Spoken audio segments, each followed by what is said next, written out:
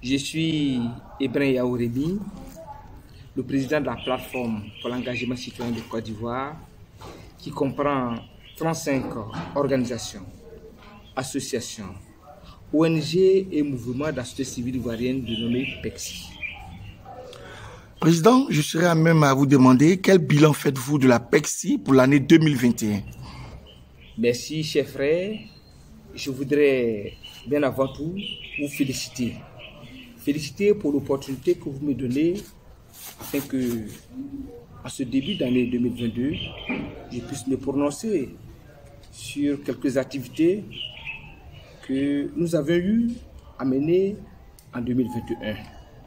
Le bilan est largement positif, en ce sens que en 2021, pour la première fois dans l'histoire de la Côte d'Ivoire, la société civile ivoirienne, à travers notre organisation, a initié un grand projet pour la jeunesse ivoirienne dénommé « J'ai mon permis en poche en cette année 2021 pour un emploi à coup sûr ». Ce grand projet nous a permis pour la première fois d'aider plus de 500 jeunes en Côte d'Ivoire. Et il faut aller plus loin. Après ce projet, nous avons conçu, et bien très bientôt, nous allons lancer ce projet, un élève, un étudiant, un ordinateur. Vous le savez comme moi, notre pays, la Côte d'Ivoire, traverse une crise sans précédent. Aujourd'hui, les familles les plus démunies, les familles les plus pauvres, les familles les plus modestes, dont moi-même, votre Auguste, qu'est-ce que je peux dire? Serviteur. Missionnaire, serviteur est issu. Il est important que, à chaque niveau que nous soyons, nous puissions voir dans quelle mesure nous pourrions aider ces enfants issus de familles modestes. Aujourd'hui, notre école est dans un état comateux. Ceux qui sont issus de familles pauvres et familles modestes, comme nous autres, comme je l'ai dit tantôt, n'ont pas les moyens nécessaires pour améliorer leur niveau d'études. Donc, ce deuxième projet qui porte sur les ordinateurs permettra à ces frères et sœurs d'améliorer leur niveau et de donner de très bons résultats. Donc, pour l'année 2021, je peux dire que notre bilan est largement positif. Et aussi, il faut ajouter que nous avons eu à mener ce combat pour aider certains de nos frères qui étaient emprisonnés suite à la crise post-électorale de 2020. Les élections d'octobre 2020 ont été une élection beaucoup calamiteuse avec, comme vous le savez tous, la violation de notre constitution. Et surtout, ce qu'il faut retenir est que nous, en tant que responsables de la société civile ivoirienne, nous avons eu à lancer un mot d'ordre afin que nous puissions protéger notre constitution, afin que nous puissions protéger notre loi fondamentale. Parce qu'il était important pour nous que les acteurs politiques arrivent à respecter ce qui constitue le socle de notre pays. Mais malheureusement, les acteurs n'ont pas été à la hauteur de nos attentes. Ils ont voulu privilégier leurs intérêts mesquins et égoïstes. Et ils nous ont entraînés dans cette élection calamiteuse de troisième mandat qui a entraîné beaucoup d'arrestations arbitraires. Avec nos luttes, avec notre engagement, beaucoup de nos frères et sœurs ont été libérés en 2021, comme notre sœur Picheri Balé, comme d'autres personnes que je ne pourrais pas citer ici. Donc le bilan était positif. Nous continuons de lutter parce que d'autres restent encore dans les prisons. Il faut continuer ce combat.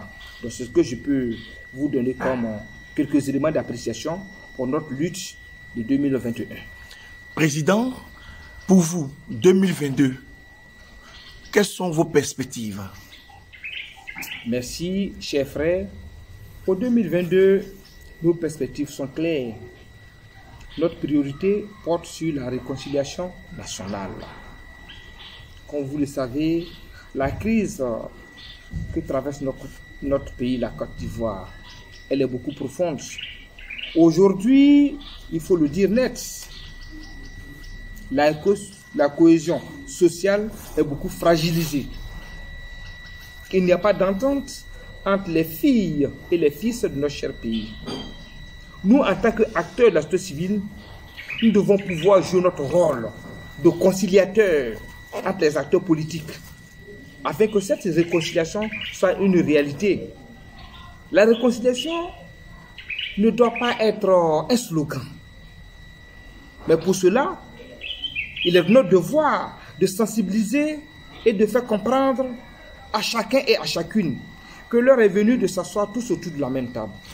C'est pourquoi nous ne cessons de lancer un appel pressant au doyen d'âge de la politique ivoirienne, à son excellence Henri Konan Bédié, et aussi à ses deux jeunes frères, le président Laurent Gbagbo et le président Lansana Ouattara, afin qu'ils puissent privilégier la voie du dialogue pour donner une chance à cette denrée rare qu'est la paix. Donc 2022 pour nous est une année de défi. Mais nous irons plus loin que ça. Parce que comme vous le savez, au cours de notre lutte commune, certains de nos frères et sœurs sont tombés dans la flèche de l'âge. Pour éviter qu'il y ait encore des crises en Côte d'Ivoire et que la société civile puisse être à la hauteur de l'attente, disons, de nos populations, nous avons décidé de mettre en place une grande coalition de la société civile ivoirienne. Une coalition, bien entendu, qui sera neutre, qui ne sera pas affiliée à un parti politique. Une grande coalition très crédible, afin que nous puissions peser de tout notre poids et que les acteurs politiques puissent comprendre que pour le développement de la Côte d'Ivoire, il faut associer toutes les forces vives. Donc, nous avons un grand projet, nous avons beaucoup d'orientations et nous pensons que Dieu, qui a toujours été là pour nous, nous donnera la force nécessaire afin que 2022 puisse être une année de réconciliation nationale. Président, votre mot de fin. Merci, chers frères. Pour ce qui concerne le mot de fin, je voudrais m'adresser à nos populations ivoiriennes et plus particulièrement à la jeunesse de Côte d'Ivoire. Je demande à la jeunesse de Côte d'Ivoire de garder espoir. L'année 2022 est une année de défi. L'année 2022 est une année où Dieu a décidé d'agir et de se glorifier sur la Côte d'Ivoire. Vrai, beaucoup de nos frères et sœurs sont tombés dans ce combat. Mais nous devons y croire. C'est pourquoi je les invite tous à se joindre à moi afin que nos prières puissent porter. Je voudrais donc demander à mes frères et sœurs jeunes de Côte d'Ivoire de garder la foi ferme, de faire confiance à Dieu. Les difficultés que nous traversons en Côte d'Ivoire, il n'y a que Dieu seul qui peut nous aider à régler le problème. Voyez-vous, ces 10 dernières années, la Côte d'Ivoire a eu à traverser beaucoup d'épreuves et continue de traverser beaucoup d'épreuves. Les Ivoiriens n'y croient même plus à la puissante main de Dieu sur la Côte d'Ivoire. C'est pourquoi pour ce début d'année de 2022, je demande à chacun de garder la foi ferme, de faire confiance à Dieu. Ce Dieu qui est le maître du temps et de la vérité va se glorifier sur la Côte d'Ivoire. Ma foi est plus ferme que jamais. Ceux qui pensent qu'ils ont pris la Côte d'Ivoire en otage, qui peuvent utiliser la Côte d'Ivoire comme ils veulent, qu'ils se détrompent. Parce que l'heure a sonné. Et très bientôt, nous allons pouvoir rendre témoignage. J'invite nos populations ivoiriennes à la prière, à la persévérance et surtout à faire confiance à un seul Dieu qui est le maître du temps de la vérité, Jésus de Nazareth. Je vous remercie.